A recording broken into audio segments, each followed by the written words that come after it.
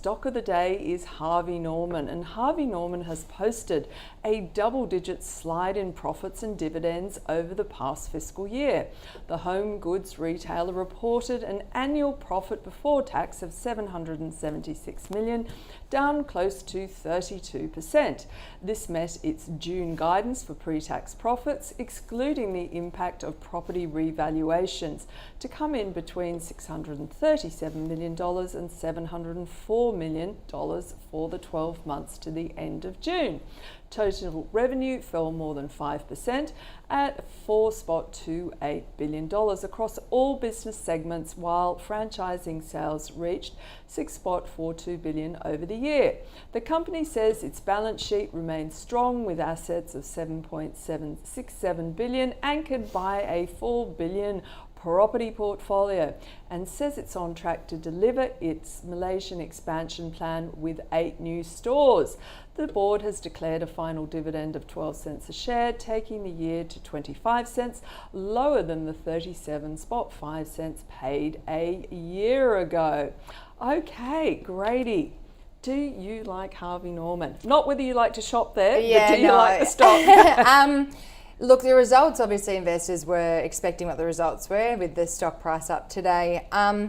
We've seen in retail throughout this reporting season, it's been a really mixed bag, and given consumer spend is set to continue coming down over the coming months with interest rates sitting pretty high, Harvey Norman, the results didn't impress very much. I know investors obviously are impressed, but they don't add up, because Breville Group's come out a couple of weeks ago. That's the pick of the bunch for us, with a buy rating on Breville, so an extra ad for you there. Yep.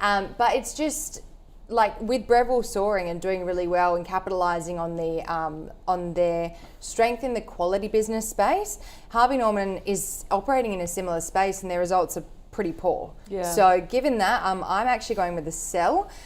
Also diving into the results quickly this morning, operating expenses are up 8.1%. So with that, and the company have tried to, well, they have said that that's on the back of COVID restrictions easing and coming back into opening stores, but none of the other retailers are really reporting this, and they're all operating in the same environment. So cost control is a really big factor in when you're analysing a stock. So the fact that it's up 8.1% is not an impressive figure.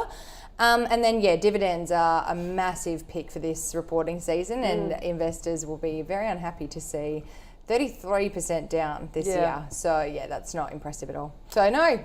Harvey Norman's not for me. A lot of these stocks that really benefited during COVID clearly, have now the ones on the other side of the ledger. So 100%. Yeah, that's why you're seeing, revenues under pressure, dividends coming down, etc. Josh, do you have a similar view or slightly different? Yeah, I think so. I've been pretty bearish on the retail stocks for quite some time, and Harvey Norman's no exception to that.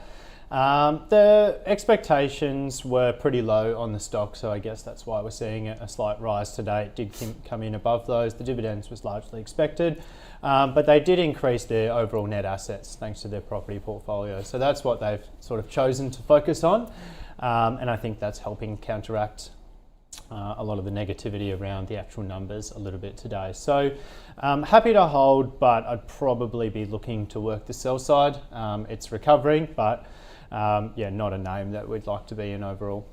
Yeah, I suppose we've got lots of headwinds, don't we? Macro headwinds now. Definitely. The full impact of the rate rises hasn't come through. Yeah. So, a stock like this might still be in the line of fire. Very bricks and mortar. So they're going to have a lot of difficulty controlling their costs, as opposed to an online retailer, for example. And we'll get to one of those a little bit later on. Okay, let's